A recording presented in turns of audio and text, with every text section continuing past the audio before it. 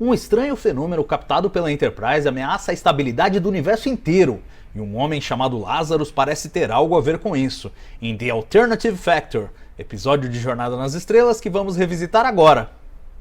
Sejam bem-vindos àquele que é, com certeza, o pior episódio da primeira temporada de Jornada nas Estrelas e, possivelmente, o pior episódio da série inteira. Pelo menos essa é a minha opinião pessoal. Nada de Spock's Brain, nada de And the Children Shall Lead. Para mim, o pior episódio de Star Trek da série original é The Alternative Factor.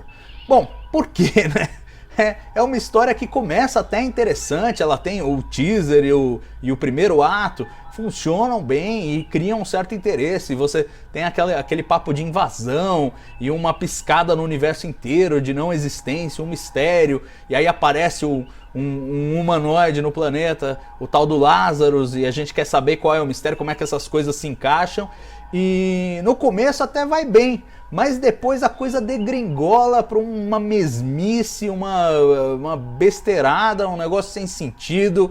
O Lazarus é campeão mundial de cair do penhasco, vive caindo do penhasco a cada 5 minutos. Enfim, de repente o episódio pega uma curva à esquerda e vai embora e não volta mais, né? E se torna irredimível a partir de um determinado momento. Aí uma das perguntas que é natural a gente se fazer é como é que isso foi acontecer, como é que o episódio foi ficar tão ruim, ainda mais naquele momento, digamos, de alta produtividade e alta qualidade que a série estava tendo. Bom, tem uma série de histórias de bastidores que ajudam a explicar por que The Alternative Factor não funcionou. Muitas atribulações. Bom, esse episódio foi proposto por um roteirista chamado Don Ingalls, que era a chapa do Gene Roddenberry. Na verdade, ele era ex-policial com o Gene Roddenberry. Eles eram colegas, né? Ambos decidiram se tornar roteiristas, né? Ambos se tornaram roteiristas e eram bem amigos um do outro. Quando um trabalhava numa série de faroeste, arrumava trabalho para o outro e vice-versa. E o Gene Roddenberry, claro, tocando aí a sua série Star Trek, quis retribuir o favor e chamar o Don Ingalls para escrever. E aí ele, que nunca havia trabalhado com ficção científica, propôs essa história interessante de um humanoide, de um humano que está na caça de um monstro que destrói civilizações, e na verdade esse monstro é ele mesmo vindo de um universo paralelo. Então todo o pathos aí da história atraiu o pessoal de Jornada nas Estrelas, Gene Kuhn, o próprio Roddenberry.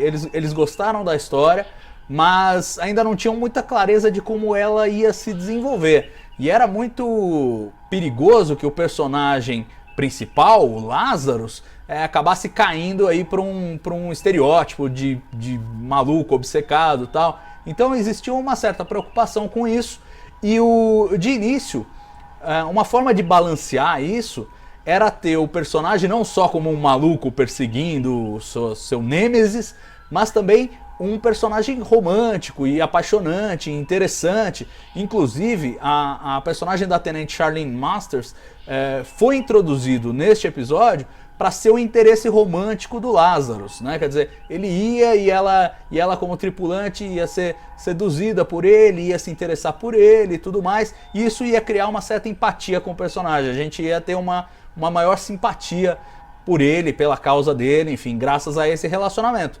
Só que isso foi retirado do roteiro porque havia exatamente a mesma história acontecendo num outro episódio que estava já em pré-produção, que vocês bem devem conhecer, chamado Space Seed. Né? Nesse The Alternative Factor, de início a Charlene Masters ia se apaixonar pelo Lazarus e ia sabotar a Enterprise, ajudar a roubar os cristais de lítio que ele precisava.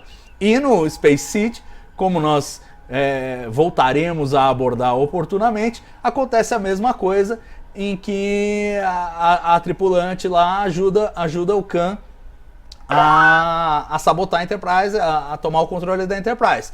Então o Gene Roddenberry escreveu para o Gene Kuhn e falou: olha, a gente precisa mudar em algum dos dois episódios, porque não dá para ter a mesma história de traição de uma tripulante apaixonada pelo nosso ator convidado em dois episódios diferentes. O Gene Kuhn olhou para um, olhou para o outro e falou: bom, melhor preservar no Space Seed, que eu acho que é mais importante o elemento de traição nesse episódio, do que no Alternative Factor. E tirou esse elemento. aí o romance já foi pro fundo da história, né? Quer dizer, já não tinha mais a importância esse romance entre o Lazarus e a Charlene Masters. Para tornar tudo ainda pior, a Charlene Masters foi escalada, a atriz, a Janet McLaughlin, que era uma atriz negra. E aí, se o Lazarus fosse mantido como um personagem interpretado por um ator branco, e havia sido escalado John Drew Barrymore para fazer esse papel, nós teríamos o primeiro romance aí interracial na televisão americana. E a NBC ficou preocupada, falou, olha, pode dar controvérsia isso, a gente preferia que você não fizesse isso. E aí o Gene Coon tinha duas opções, ou ele derrubava a atriz que estava escalada para o papel, ou ele tirava o romance completamente da história. Como ele já estava meio caminho disso, ele decidiu, bom, então tá, vou tirar todo o romance da história. E tirou, o personagem do Lazarus ficou ainda mais vazio, ficou aquele maluco, e para tornar tudo ainda mais dramático, o John Drew Barrymore, que era um ator já de um calibre respeitado, um ator famoso, que trazia publicidade para os papéis que fazia, e claro, você deve conhecer o nome, ele é o pai da atriz Drew Barrymore, então ele já tinha ali, além de ser conhecido mais hoje por ser o pai dela, naquela época ele era famoso pelos seus próprios feitos, era um ator realmente respeitado. Só que quando ele recebeu a última versão do roteiro e viu que todo o elemento romântico caiu, ele desistiu de fazer o papel. Na última hora, eles já estavam gravando o primeiro dia de filmagens que não dependia do Lazarus, e aí ele avisou no meio da tarde e falou, eu não quero mais fazer o papel, e não apareceu para gravar. Claro que a produção ficou todo mundo maluco, né? E aí a solução veio do William Shatner, que sugeriu ao Roddenberry um ator com quem ele tinha trabalhado chamado Robert Brown. Aí chamaram o Robert Brown lá no fim da noite para tentar seduzi-lo para o papel. Ele, claro, não conhecia nem a série, não sabia nem do que se tratava, ia pegar o papel para começar no dia seguinte, né? O Gene Roddenberry já chamou ele lá, já mandou ele pro figurino e tal, para ver se servia a roupa. Ele, mas o que tá acontecendo aqui? Não, você conseguiu o papel, já ligamos pro seu agente. Mas que papel? Eu não tô sabendo de nada.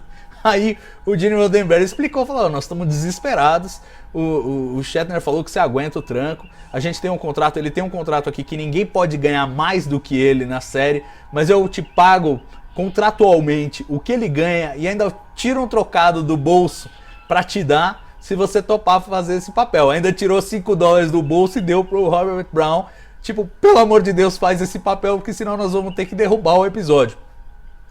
E aí o Robert Brown acabou topando, eles alugaram um lugar para ele dormir perto do estúdio, porque ele morava muito longe, não conseguia se deslocar, e ele topou gravar o episódio, imagina, aprendendo as falas enquanto elas estavam sendo gravadas. Aí você já vê como de onde vêm os problemas desse episódio, né? Não só ele era um personagem essencial à trama, como o ator foi trocado e o papel foi um pouco degringolado aí por essas reescritas em que o elemento romântico da história acabou caindo.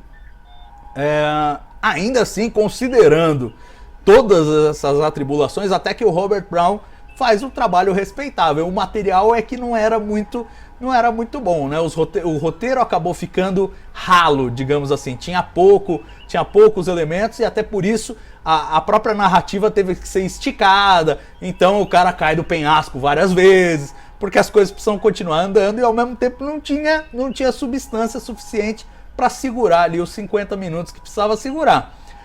Quem foi escalado para dirigir esse episódio é o Gert Oswald, um diretor que já tinha tido uma experiência bem sucedida em Star Trek com The Conscience of the King.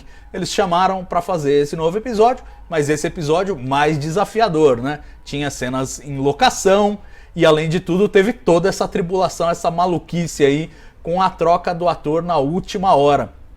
E o Gert Oswald não se deu tão bem nisso, né? Quer dizer, os desafios a mais aí dessa produção acabaram também tornando o trabalho mais inefetivo. Então aí você vê erros de continuidade grotescos, a barba do Lazarus que muda, de vez em quando ela tá mais espessa, de vez em quando ela tá mais fina, e isso não se alterna para dizer que o personagem Lazarus é o anti-Lazarus e tal. Não, é totalmente aleatório e E isso para falar da coisa mais grotesca, mas várias. Por exemplo, essa cena do transporte, em que o operador do transporte é ferido pelo Lazarus, e na sequência, quando o Kirk vai se transportar, ele já tá recuperado, e não dá nem sinal de que tenha sido atacado ou coisa do tipo. Enfim, vários probleminhas que vão se somando. A Charlene Masters, que na primeira versão do roteiro era química, então tinha que usar o uniforme azul de ciências, mas depois passou a ser da engenharia, foi pro uniforme vermelho,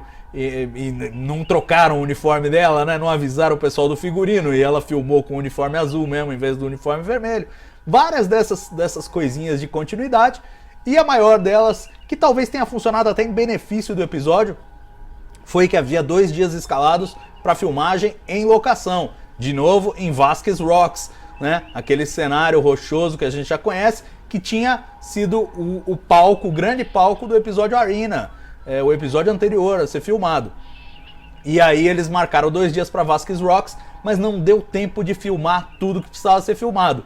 Aí prepararam um dia a mais de gravação no estúdio para filmar essa cena do universo paralelo, né? Do Kirk indo no universo paralelo e falando com o anti-Lazarus. E aí até ajudou, porque o universo paralelo ficou com uma cara diferentona pelo cenário em estúdio. Mas claro, foi uma falha de produção. A rigor era para ter sido filmado lá em Vasquez Rocks, não foi porque a produção atrasou. E claro, isso ocasionou aumento de custo. Esse episódio, além de ser uma porcaria, custou mais do que tinha de dinheiro para ser feito.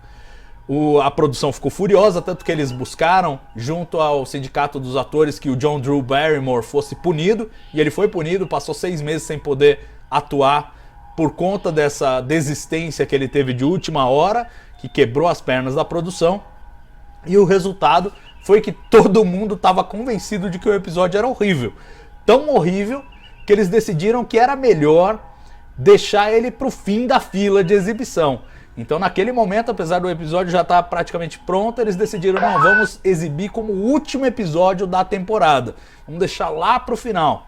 Ele só não foi o último a ser exibido, porque quando foi avançando, os últimos 2 episódios, né, o The City on the Edge of Forever e o Operation Annihilate, estavam atrasados. Então eles tiveram que puxar o Alternative Factor para frente, e aí ele foi o 27º episódio a ser exibido. Um episódio realmente trágico, cheio de atribulações internas que ajudam a explicar por que ele não deu certo.